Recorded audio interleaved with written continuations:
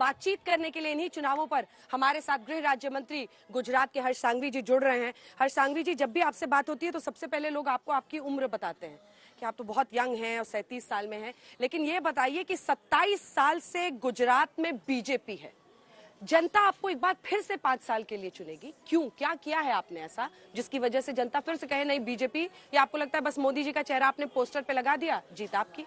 जिस प्रकार से गुजरात को अगर आप 2002 पहले, ठीक 27 साल अगर पहले देखोगे तो गुजरात का पोरबंदर, राजकोट, अहमदाबाद, वडोदरा, सूरत, ये सब शहरों में किस प्रकार की हालत हुआ करती थी। आज हम जिस शहर में खड़े हैं, जिस शहर में खुल के आप देख सकते हो कि हजारों लोग यहाँ पे खुले में घूम रहे हैं, सभी समाज के लोग भी यहाँ दिखेंगे एक साथ। 2002 पहले और 27 साल पहले यहाँ पे ऐसा हुआ करता था, अगर किसी को जाना है शहर में बाहर तो पहले पूछना पड़ता था कि आज शहर चालू है या कर्फ्यू लगा हुआ है शहर। इस प्रकार की हालत मेरे राज्य की थी। आज मेरा राज्य देश में सुरक्षाओं के मामले में, कानून व्यवस्थाओं में नंबर 1 पे है। आज सभी समाज साथ में मिलके ये राज्य के विकास में आगे बढ़ रहे हैं।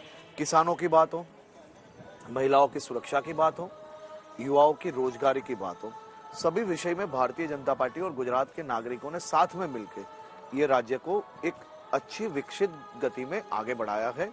इसी कारण से 27 साल से चल रहा ये रिश्ता कायम है, ये रिश्ता अविरत है, ये रिश्ता दिलों का रिश्ता है। 2022 से 2027 भी ये रिश्ता आगे बढ़ता है। लेकिन लोग कह रहे हैं कि दिल के ईसीजी में कुछ गड़बड़ तो नहीं है इस बार, क्योंकि पहले दौर में वोटिंग लगभग 5-6% कम हुई है, तो लोग कह रहे हैं कि ईसीजी में प्रॉब्लम तो नहीं हो गया हार्ट के, जनता के साथ जो कनेक्शन है। देखिए, ये दिल के संबंध बहुत ही ताजगी से चलते हैं। ये संबंध अविरत है और अविरत संबंधों के ईसीजी में कभी कोई तकलीफ नहीं आती है। नहीं। देखिए, पाटीदार आंदोलन से जुड़ा हुआ मेरा अगला सवाल है, क्योंकि सूरत में माजुरा सीट से आप लड़ते हैं, सौराष्ट्र का इलाका, पाटीदार डिसाइडिंग वोट परसेंटेज है कई सीट्स पर। क्या पटेल पिछली बार जो आपसे नाराज थे उनको आप ले आए अपनी तरफ? क्या हार्दिक पटेल के सिर्फ आ जाने से वो सारे आपकी तरफ वोट डाल देंगे? देखिए, पिछले चुनाव में मात्र हार्दिक पटेल आप बता रहे थे कि पूरा चुनाव बदलेंगे। मैं आपको बताना चाहता हूं कि भारतीय जनता पार्टी और खास तौर पे गुजरात की जनता और जिस प्रकार से पाटीदार समाज और भारतीय जनता पार्टी का जो लगाव है वो एक सिक्के दो पहलू जैसा है। गुजरात के विकास में पाटीदार समाज का विकास हुआ है और पाटीदार समाज के विकास में गुजरात का विकास हुआ है। गुजरात की पाटीदार समाज की बात हो, ओबीसी की बात हो, एससी की बात हो, एसटी की बात हो, जनरल की बात हो, ये सभी समाजों का संबंध भारतीय जनता पार्टी के साथ बड़े लगाव से जुड़ा हुआ है।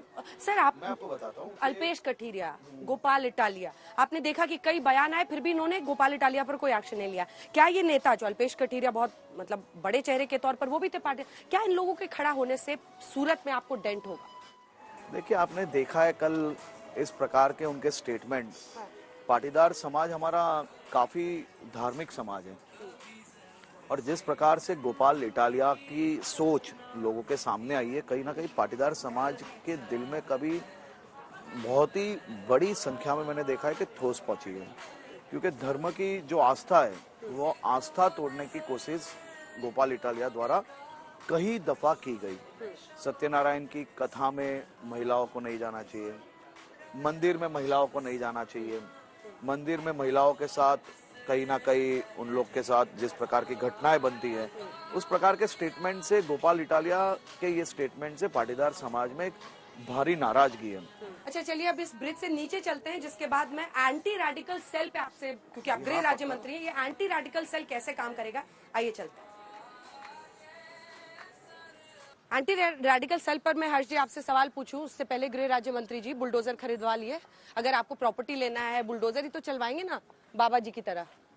मुझे ये नहीं समझ में आ रहा है कि आम आदमी पार्टी और कांग्रेस को इससे दुख क्यों है। डिमोलिशन तो राज्य में कई शहरों में ये रेगुलर प्रोसेस में चलते रहते हैं। मंदिरों पर भी बुलडोजर चला है जब सड़क बना तो, रहा था गुजरात में। तो मैं बस आपको यही तकलीफ है। मंदिरों के आंकड़े आप कभी पढ़ते ही नहीं हो। मजार पे जब बुलडोजर जब फिराया जाता है तभी उनको क्यों दुख होता है। ये इलीगल एक्टिविटीज जो है, खास तौर पे जो अवैध जो बांधकाम की है, जो अवैध कंस्ट्रक्शन जो की है, उसको डिमोलिशन सरकार नहीं करेगी तो कौन करेगा? एंटी रेडिकल सेल अब आपसे समझना चाहती हूँ। गृह मंत्री भी देश के अमित शाह जी उस पर बहुत गंभीरता दिखा रहे हैं। ये एंटी रेडिकल सेल क्या बला है, कैसे काम करेगा? मतलब आप रेडिकल का डेफिनेशन क्या है? एंटी रेडिकल सेल का मतलब क्या है कि देश में किसी भी प्रकार की कट्टरपंथी कोई प्लानिंग के हिसाब से ना की जाए, नीचे से स्लीपर सेल्स नए ना बने। देश की सुरक्षा के लिए एंटी रेडिकल सेल का सहयोग करना चाहिए या उसको विरोध करना चाहिए? चुनाव सामने है, मैं समझ सकता हूँ, आपको समाज के वोट्स लेने वो समझ सकता हूँ, लेकिन आप हर एक चीजों को एक ही समाज से क्यों जोड़ा जाता है?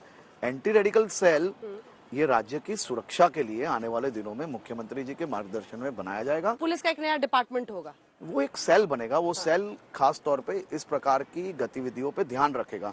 इसी प्रकार से वक्फ बोर्ड की भी प्रॉपर्टीज के लिए बनाया जाएगा। जो मदरसाओं में जो एजुकेशन का उनका करिकुलम जो है उस पे भी निगरानी रखने के लिए बनाया जाएगा, जिसके कारण बच्चों को खास तौर पे अच्छी पढ़ाई मिले। काट क्या खोजी आम आदमी पार्टी ने कि गणेश जी और लक्ष्मी जी की फोटो क्या? लंबे टाइम से इस पे सवाल हो रहा है, लेकिन बीजेपी का कोई नेता इस पे कुछ बोलता ही नहीं। अरविंद केजरीवाल जी की बात को आप इतना सीरियस लेते हो, उसके लिए मैं आपको धन्यवाद देता हूँ, लेकिन भगवान गणेश जी की श्रद्धा, उनकी पूजा अर्चना वो अरविंद केजरीवाल जी हमें सिखाएंगे?